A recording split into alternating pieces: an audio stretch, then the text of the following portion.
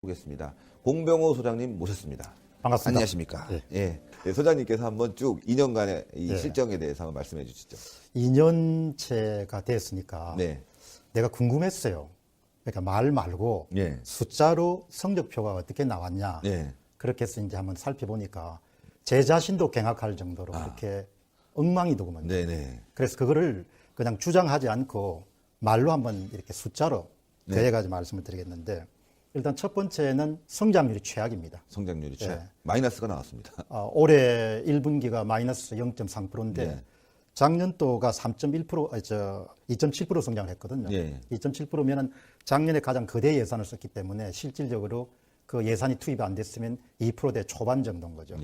그런데 앞으로가 안 보인다는 이야기죠. 앞으로가. 그러니까 예를 들면은 그 무디스 같은 경우는 굉장히 중요한 기관이지 않습니까? 신용평가 기관이니까. 신용평가 기관이 지난 11월 달에 올해 한국의 경제 성적표를 한 2.3% 정도 예상을 했는데, 아마 이 3월 달에 수정해가지고 2.1%로 이렇게 수정 변경했거든요. 그런데 이제 앞으로 좀 나아지면은 좀 상황이 괜찮을 건데, 한국은행도 지난해 1월 달에는 2019년도에 한국 경제가 2.9% 정도 성장할 거다 이렇게 봤거든요. 근데 4월 달에는 2.5% 성장을 예상했단 말입니다. 근데 이제 한은 같은 경우 굉장히 보수적인 기관이고 아무래도 정부의 눈치라든지 뭐 입장을 고려할 수밖에 없으니까 2.4% 정도를 예상했다는 이야기는 잘못하면 1%대로 떨어질 수 있다는 이야기죠. 수출 시장이 망가지거나 또 현재처럼 임금 주도 성장이나 소득 주도 성장처럼 이 정책 실패를 인정하지 않고 계속해서 밀어붙이면은 1%대 성장률도 떨어질 수 있다. 이렇게 제뿐만 아니고 많은 사람들이 지금 예상을 하고 우려를 하는 그런 성적표입니다. 그러니까 돈을 그렇게 많이 퍼부어 가지고 나라 돈을 예를 들면 2%대 초반이나 1%대까지 떨어지면은 그거는 경제 성적표로 가치 판단을 개입하지 않더라도 최악인 거죠. 최악이죠. 그게 이제 첫 번째로 들 수가 있고. 세계 경제 성장률 이게 또 중요한 거 아니겠습니까? 한 3%대 성장이죠. 그러니까요. 그러니까 어떤 나라를 평가할 때 그 나라의 과거 성적표하고 지금을 비교할 필요 없이 그 나라가 경쟁 국가와의 상대적 성장률을 평가하면 그게 정확한 그 지금 실력이거든요. 그 미국 경제처럼 그렇게 큰 경제가 1분기에 3.2% 성장을 했거든요. 그러니까 이제 말이 안 되는 일인 거죠. 완전 폭망한 거예요. 그래서 저도 얼마나 잘못했겠냐. 그래서 숫자를 보니까 이 숫자뿐만 아니고 그다음에 나오는 숫자들이 그야말로 제 생각은 참 해도 너무한다라는 생각이 드는 거예요. 미국도 괜찮았고 일본도 괜찮았고 일본도 괜찮고 중국도 그렇지만 괜찮았고. 뭐 한 6%대 초반 정도를 기록했으니까 그다음 뭐 베트남이랑 전부가 한 3%대 초반 정도니까 우리가 이렇게 살아서 되겠냐는 생각이 드는 거죠. 그다음에 이제 사람들이 의욕 같은 경우를 많이 상실해 버린 것 같아요. 투자 심리라든지 이런 부분들이 굉장히 많이 냉각이 됐기 때문에 이제 또 한 가지 보시죠. 이제 그러면은 다음으로 이제 성적표 가운데 정부 예산 규모가 증가 폭이라든지 그 다음에 규모에서 최고치를 기록했거든요. 그러니까 민간이 투자할 용도로 쓸 수 있는 재원을 끌어다가 쓴 거죠. 그런데 아시다시피 국가가 돈을 쓰면 쓸수록 민간에 비해서 투자 효율성이 낮지 않습니까? 그 숫자를 보시면은 2018년도에 총 예산 규모가 추가 경정 예산을 합쳐가지고 440조입니다. 그럼 그 규모가 감이 안 오실 건데 그게 2010년 대비가 1.5배 정도가 증가한 겁니다. 1.5배? 1.5배요. 그러니까 나라가 돈을 다 가져가 써버린 겁니다. 와, 그러니까 국민들이 세금 많이 낸다고 아우성이 나오는 거죠. 그런데 그러니까 이제 예를 들면 2018년도에는 2017년 대비 40조가 늘었거든요.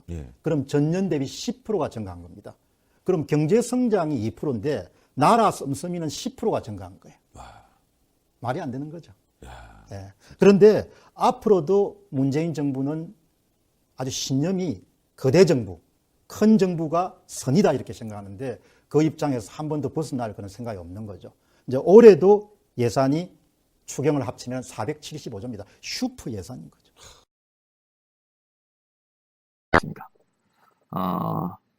저는 사실 문재인 대통령의 인선에 대해서 매우 걱정을 하고 있다는 사람입니다.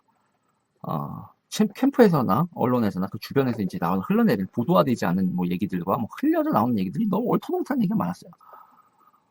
이 김앤장 변호사가 민정수석에 된다는 이런 얘기요. 기겁을 하는 줄 알았거든요. 근데 항상 이 민주당 주변에서 민주당도 여러분 보수정당의 성격이 되게 세다고 생각하는 게 이 노는 물, 하는 사고 방식이 되게 우려스러운 부분이 많거든요. 근데 제가 믿은 건 항상 민주당에서 이렇게 얘기가 나와도 문재인은 그대로 인정하진 않다. 비대위원장 김상곤이 그렇게 얘기가 되고 물망에 오르고 다들 헬헬 막 이러고 있을 때 김종인이 뚝 하고 나타났잖아요. 처음에 뭐지 했다가 생각해보니까 이게 신의 한 수다. 모든 정파 이게 막 뛰쳐나가고 당이 폭파되는 거였거든요, 여러분. 당이 폭파되는 거였는데 문재인이 계속 당대표라면 당이 폭파되는 거였는데 그걸 막았잖아요. 박영선 다 등등등등. 그리고 지금 끌어안고 있죠. 이종걸 뭐 자, 이 와중에요. 이 와중에 그러면 인선에서 이낙연 총리도 기가 막힌 거고요. 이거는 국민의당하고의 호남에서 이제 와 박지원 상대로 이낙연이라니. 호남 올 때는 한 방에 쫙 엔드요. 그리고 이제 이 조국 교수의 관련해서 일단 조국 교수를요. 민주당 내 어떤 계파가 들이받겠습니까? 뒤질라고. 그럴 힘 있는, 그러니까 모든 계파가 들이받지 못할 만큼 힘이 있고, 또 그리고 그 모든 계파가 싫어할 만한 이유도 없고. 그렇죠? 조국 교수를요? 그리고 이제 조국 교수도 지금 이 다음 주자가 뭐 유시민도 복귀 안 한다니 어쩌고저쩌고 하는데 다음 민주진영의 다음 주자가 누구일까라고 하는 와중에 야 조국을 정치권으로 데리고 들어온다. 신의 한 수인 거죠. 그리고 특정한 이해관계나 기타 등등과 법조계 인사하면서 검찰이라든지 민정수석 맨날 뻑하면 검찰 쪽이었잖아요. 근데 검찰이 조국을 무시할 수 있겠어요? 판사들이 조국을 무시할 수 있겠어요? 그렇다고 조국이 그들하고 인맥이 없겠어요? 다시 말해서 문재인의 법조계 개혁 관련돼서 여러분 뭐 있어요? 공수처 설치라든지 법조계 개혁을 진행하는 데 있어서 민정수석의 위치 되게 중요하잖아요. 검찰을 다루고 뭐 이 사정기관들을 다뤄야 될 위치에 조국이 칼부림을 하겠어요? 조국이 원칙을 지키죠.